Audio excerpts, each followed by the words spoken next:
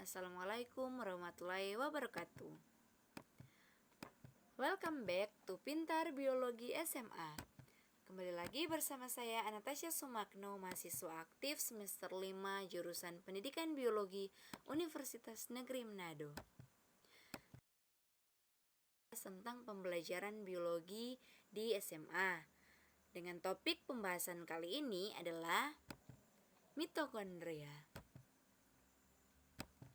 Apa itu mitokondria? Mitokondria adalah organel sel yang digunakan untuk memproduksi energi dalam bentuk ATP. Mitokondria merupakan pusat dari proses pembentukan dan penyediaan energi yang dibutuhkan oleh sebuah sel.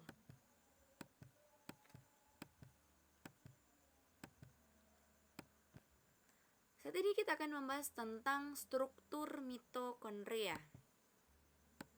Adik-adik bisa melihat gambar dari mitokondria. Ada bagian-bagian dari mitokondria, membran luar mitokondria, membran dalam, ada ruang antar membran, ada matriks, ada DNA, ada granula, ada ribosom, dan ada krista. Saat ini kita akan membahas tentang membran luar.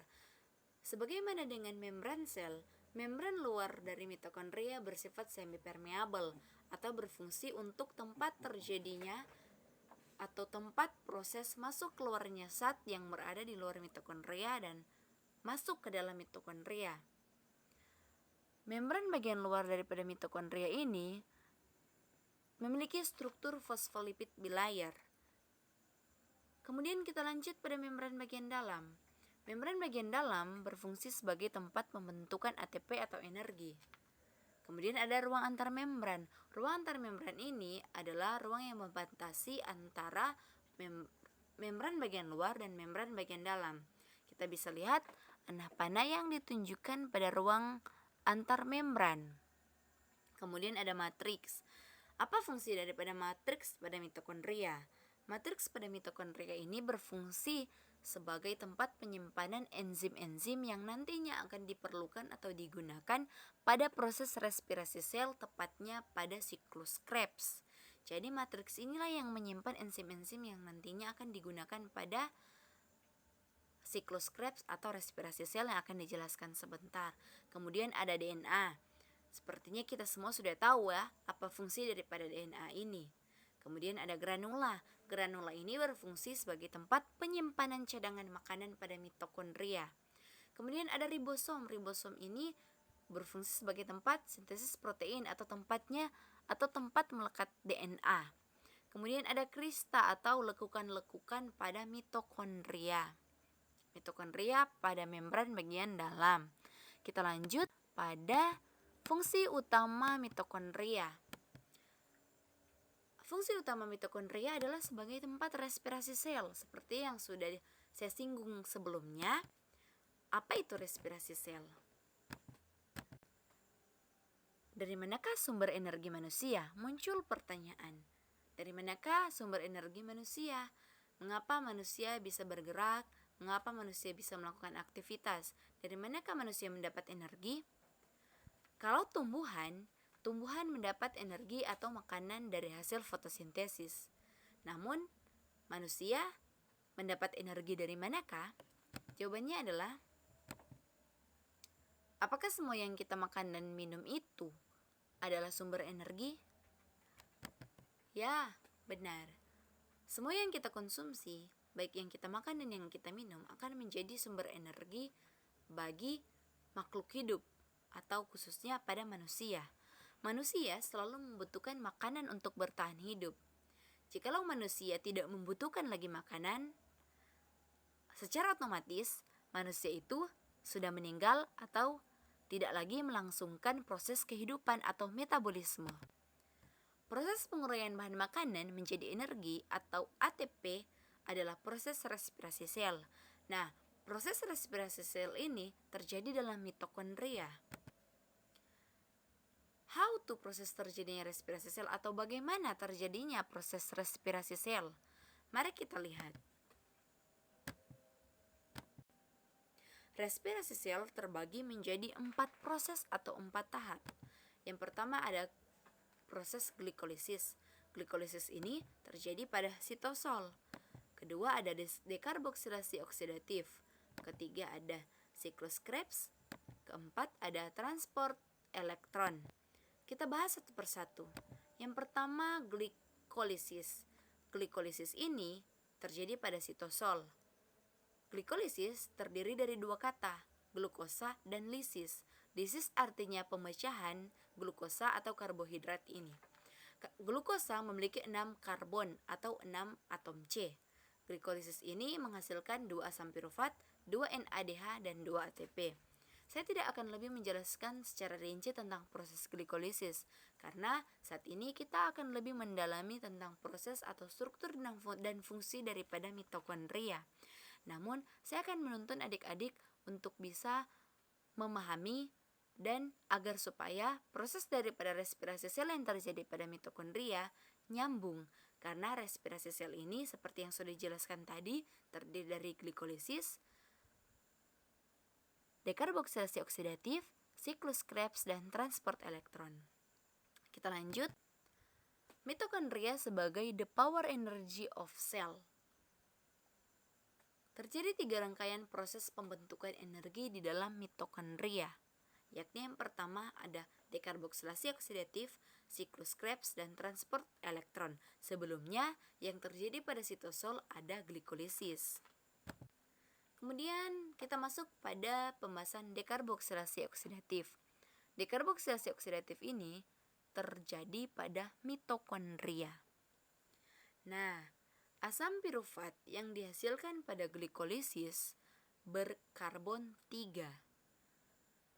Pada proses dekarboksilasi oksidatif, terjadi pengurangan karbon atau atom C atau pelisisan menjadi 2 karbon. Nah, itulah yang disebut dengan asetil. Pada proses pengurangan atom karbon, akan dihasilkan karbon dioksida atau CO2. Nah, pelepasan satu atom karbon pada asam pirufat menjadi asetil akan ditangkap oleh NAD menjadi NADH. Jadi pada proses dekarboksilasi oksidatif dihasilkan karbon dioksida dan NADH. Namun, menjadi masalah di sini, asetil ini tidak bisa masuk pada matriks mitokondria karena asetil adalah gula. Hal yang paling penting, asetil ini akan digunakan pada proses selanjutnya, namun dia tidak bisa masuk pada tempat terjadinya proses transport siklus Krebs atau matriks mitokondria. Oleh karena itu, asetil membutuhkan koenzim A untuk bisa masuk pada matriks mitokondria. Dengan bantuan koenzim A, asetil bisa masuk ke dalam matriks mitokondria. Nah, adik-adik, asetil koenzim A yang sudah terbentuk pada proses dekarboksilasi oksidatif akan masuk ke dalam matriks mitokondria pada arah panah yang ditunjukkan dengan bantuan koenzim A.